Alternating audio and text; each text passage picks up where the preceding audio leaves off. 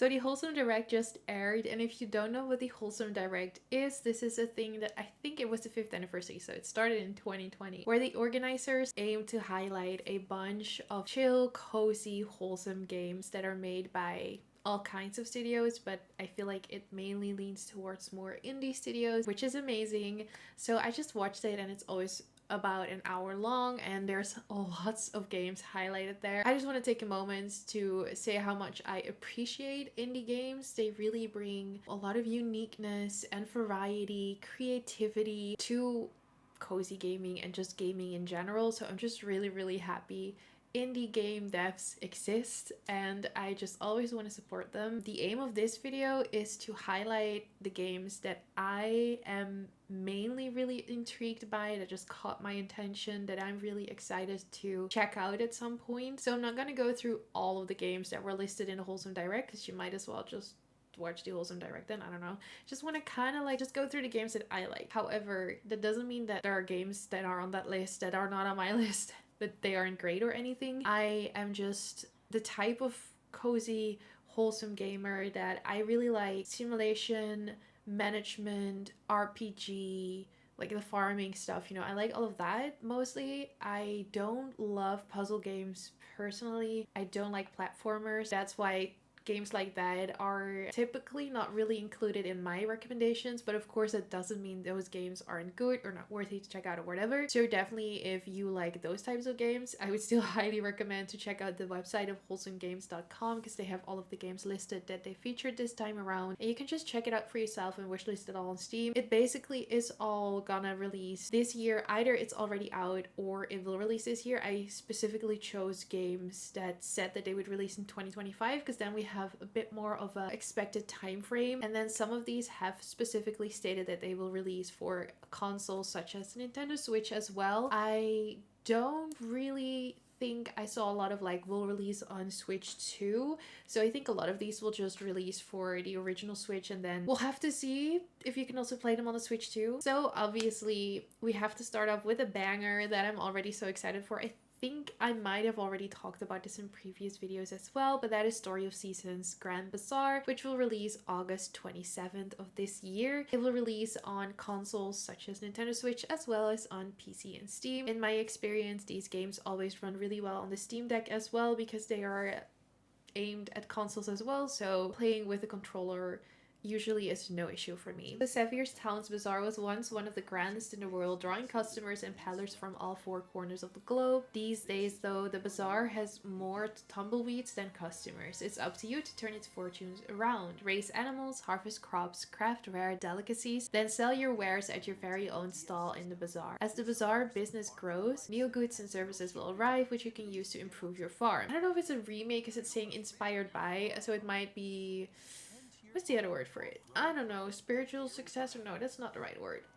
I guess it's kind of like a remake. It takes what the original title created and put out and builds and improves upon it, basically. I am really excited for this one, and I will definitely be getting this and playing this. I just really like Marvelous titles. I'm currently also playing the heck out of Rune Factory Guardians of Azuma. I just feel like the new Story of Seasons one is gonna be great as always. Next up on my list is MakeRoom, which I wrote down that it releases on August 7th because that's what it said on the direct, I'm pretty sure. However, looking at Steam now, it's saying coming soon, so I'm not entirely sure if that is the release date, but I'm gonna trust previous Pommy that was watching the direct and taking notes and wrote down August 7th, and fingers crossed that's the actual release date. This one looks adorable. I really like the art style for this one. I don't know, it just scratches an itch for me. In this game, you can create cozy dioramas. You can create a compact kitchen, a comfortable living room, or a camper van. There's over 1,000 objects to design and arrange them exactly as you like. And you can also take pictures and share those online with your family and friends. So you can also create your own furniture, which is really fun. There's a built-in designer that allows you to create your own furniture. And once you're done, you can also share your creations on the Steam Workshop, so other people will probably be able to use your creations, or you can maybe also use other people's creations as well, which is great. I'm usually not like that creative that I can just make sort of like out of the box furniture by myself, so it's always great when there's a community feature where you can get furniture from other people. So that one looks so fun, chill, and relaxing. Next on my list is SquekRoss Home Squeak Home. Now this is one that is not entirely, I think, up my alley, just because it seems to have Sudoku or some sort of puzzle in it. And like I said in the beginning of the video, puzzles are not my best friend. However, I still wanted to put it on there because I think it's just a very unique take on a sort of like decorating game. So similarly to MakeRoom, you get to decorate, you get to be a homeowner, which is everyone's dream. I don't know, especially in the Netherlands, I feel very lucky to have been able to buy a house because it's horrible here. So if you dream of being a homeowner but you can't be there yet, then you can be a homeowner in SquekRoss and you can decorate your home. However, it has this unique take of having to solve puzzles. So it's saying relaxing puzzle solving, learn how to play in 5 minutes and solve logic numbers puzzles at your rhythm, no time pressure. If you're scared of puzzles, then your rodent friend is there to help. You can customize your game experience, so you can toggle hints, solve a random cell, or use the logic assist system. And you can also disable all of those options if you want a bit more of a challenge. So I do like that, it's more accessible. The thing that I don't like about puzzles is that I am a bit of an impatient person, and then if I get frustrated at the puzzle in the game and there's no way for me to like sort of quickly get to the answer and proceed, then I'll get frustrated and give up. So I like that this option is in there. And again, really like the art style for this one too. SquekRoss is out now for Switch and Steam. Next up on my list that caught my attention is Vending, Dokan, Kozy, Kiosk. And this one you can build a vending machine empire. This is like a cozy idle management game, which I have recently discovered that I personally really like, sort of like store management types games.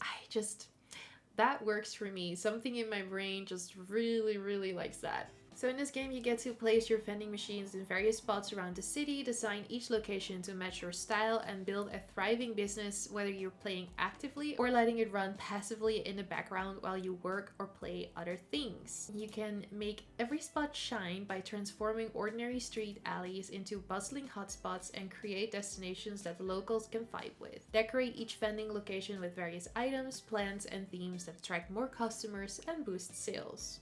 This one looks really fun. It's out in early access, so who knows what else is gonna happen. Looks really enjoyable. Next up, I'm excited but also like a little bit nervous about is Tales of the Shire, which actually releases July 29th of this year. This is another one that will release both for Switch and Steam. And what I really like about this one is that it truly focuses on like living the cozy hobbit lifestyle in the wonderfully serene landscape of the Shire. Create your own hobbit as you set forth in Bywater. Though it's not yet established as an official village in Hobbiton, you can play a part in helping the quaint town flourish. Greet comfort at the door as you decorate your own hobbit hole, tend to your garden, fish at the clear ponds, forage wild fruits and herbs, or trade with townsfolk. Prepare homemade meals to share with fellow hobbits and foster relationships. With much to see and lots more to eat, enjoy days of splendor in the picturesque forests, lakes, and pastures. Unwind in the place where what matters most are all the little things. Help bring the community together to achieve village status in Bywater.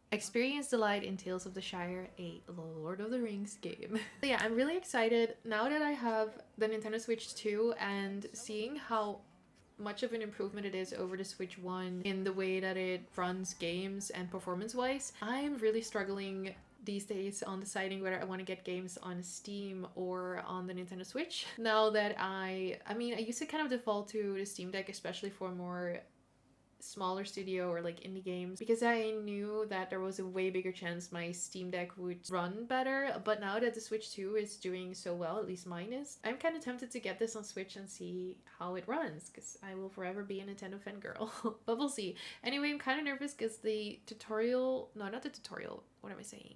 trailer for it looked, I don't want to say clunky, but there was something about it where it's kind of like, ooh, I'm kind of worried about what it's gonna look like. I felt like they walked a little awkwardly, but it could be completely just, I don't know, something that I just noticed, and then once you actually play the game, it's not noticeable at all. I'm excited though. I'm really excited for this one. Next game on my list I put on here, even though I personally already felt like I was gonna cry when I was just watching the trailer. It's the Seasonala Cemetry one.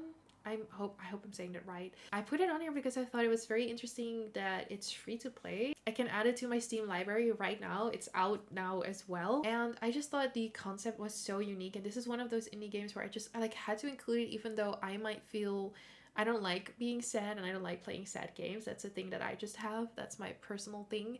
But I just had to put it on here because the whole concept of it is so unique. This is when you get to visit the cemetery, right? It's meant to be a meditative experience that invites players to explore the serene beauty of a living, breathing cemetery. It uses your system's real date and time, and the game changes dynamically. So you can visit it in the summer to see the cemetery bustling with life, or you can explore it in the quiet, snowy winter. You can observe and interact with NPCs and animals as they visit Seasonala Cemetry, all while listening to ambient sounds that are recorded from a real life cemetery. So it's really just like a reflection of like life and death, and I just thought it was so sad because I saw in the trailer that you can like read these descriptions, gravestones of people that were loved and are missed, and I'm just like, no, I'm playing cozy games to escape, but I also really like the idea, and I think it's very important and something that we can't avoid, you know, it's a real thing. So yeah, just wanted to put it on here and highlight it. The next one on my list is also out today, and it's Camper Van Make It Home. So in this game, you'll use block organization puzzles and interior design to customize your camper van into a dream home on wheels. You can play around with each of your decoration items to discover their surprises and possibilities as you discover your own. So it has some Zen puzzles, which I feel like they kind of remind me a little bit of unpacking, even though I've never played that. I've watched other people play it. So find where each object fits, which feels very much like unpacking, and it's very fun. And then you can also do decoration, and then as you progress you can decorate more and more, and you can also decorate outside of your van, and you have beautiful destinations, which I think is a big draw for van life, and also looks really beautiful in what I can see from the game itself, that the environment just looks stunning. Honestly, this next game, I had no clue what this was. I had never heard of it before, but it's Milano's Odd Job collection. I just thought it was so interesting how they're now porting, I don't know, classic game, and it's now for the first time also coming to the West outside of Japan. That alone kind of caught my attention, and it looked fun. It looked interesting. It looks very retro. I'm just excited to see what it's gonna be like. It will come somewhere in 2025 to consoles, so PlayStation, Switch, Xbox, and Steam. So it is actually originally released on PlayStation in 1999, but only in Japan, and now it's finally coming to the West. This is a cozy retro classic that expands upon the original pixel art game with numerous quality of life improvements for a relaxing, highly replayable adventure, working fun part-time job. School's out, but 11-year-old Milano's mom needs to go to the hospital, and Milano is sent to spend the summer with her uncle. There's one small problem. Her uncle is away on vacation. Left on her own, Milano decides to make the most of her situation by taking up a variety of part-time jobs in town. Over the next 40 days, Milano goes all in, delivering pizzas, nursing sick patients, milking flying cows, and more to make this summer unforgettable. And maybe she can spruce up her uncle's place and have some fun while she's at it. Highly replayable and featuring charming characters and gameplay that retro and casual game lovers of all skill levels can enjoy. So honestly, it sounds fun. It just sounds like a classic like DS game in my opinion as well. I don't know.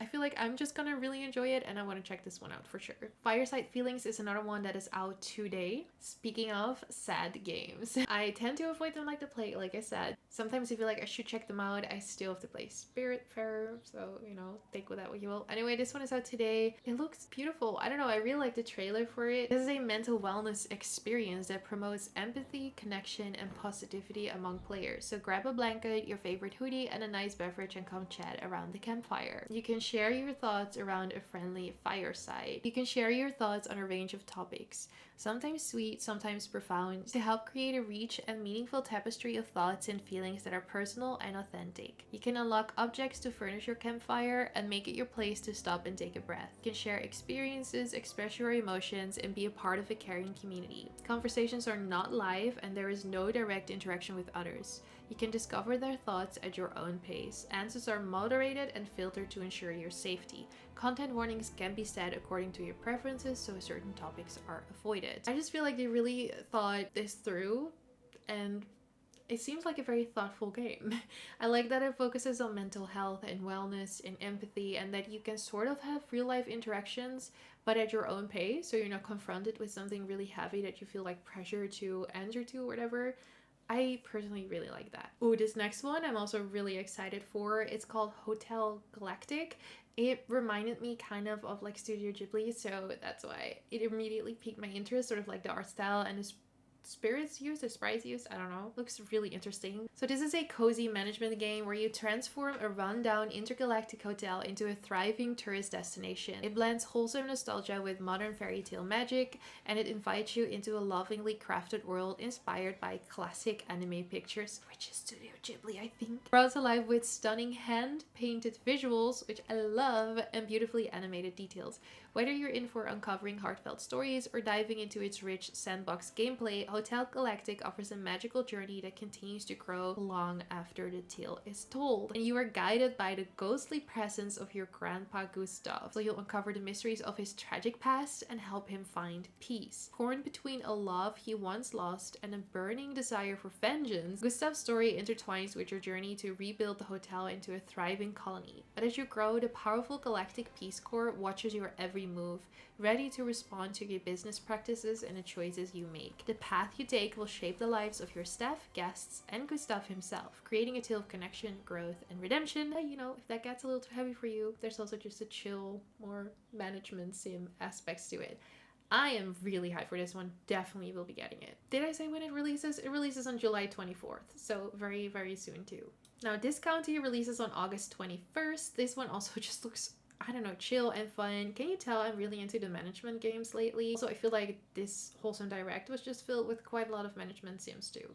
So in this game, you get to manage your own discount supermarket, get caught up in small town drama, organize and plan your shop's layout, and strike lucrative trade deals as you expand your secretive aunt's business empire.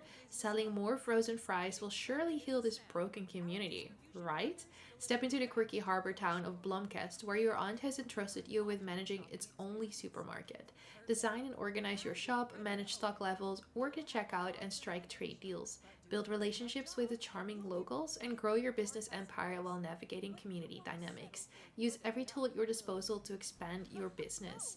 But be mindful, rapid growth might ruffle a few feathers in this tight-knit community. Will you pursue endless profits or find a way to benefit everyone in Blomkest? I love it.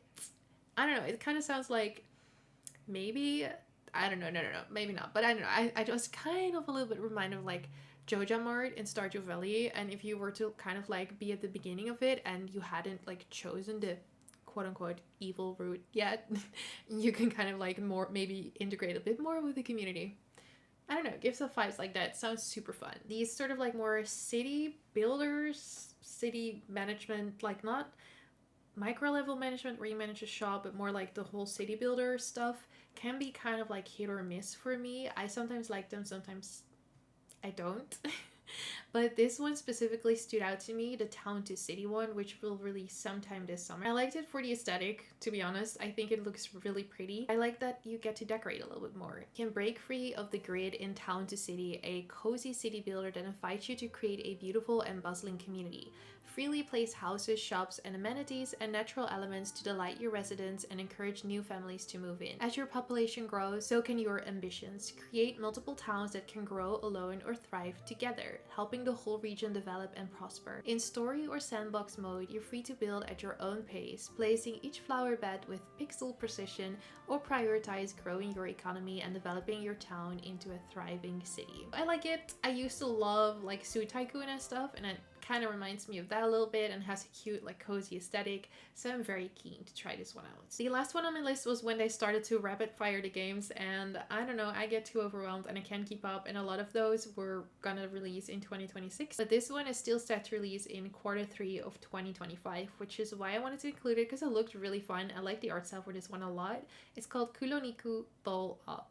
And in this game, you get to run a meatball restaurant. It's a high-energy comedic cooking game. You get to meet quirky locals and cook their wild orders, upgrade and customize your restaurant, win thrilling cooking battles, and become the town's top eatery. So you've just inherited your grandma's once famous meatball restaurant in the cozy town of Kuloniku. It's up to you to bring it back to glory. Take on eccentric orders from townsfolk, serve up delicious meals, and restore your family's legacy. But beware, there's fierce competition from the town's flashiest rival, Starstruck Diner, ran by the menacing rockstar chef Stella. You can also upgrade and customize your restaurant. You can win thrilling cooking battles. It just looks quirky, fun, like a relaxing, chill time. I don't know, I'm excited for this one as well. So that's it for my sort of like more highlight list of the games that personally caught my attention, interested me the most. A specific type of a cozy gamer. I feel very niche in an already niche genre. I don't know. I am so happy to see cozy games get more and more attention. I remember I started making cozy game content in 2021. I feel like that's when it was first really starting to become its own thing, really. And you know, now it's so big, and I feel like we have so many cozy gamers. Lots of people are entering the gaming space because it's so accessible as well, and I just love it. And I love the Wholesome Direct, so also thank you to Wholesome Direct for inviting me to be like a co-streamer. I didn't stream it, but jumped in to make this video instead. I hope you enjoyed watching it. Definitely let me know what your favorites are, either out of my list or just out of the Wholesome Direct overall, and I will see you in my next video. Bye bye.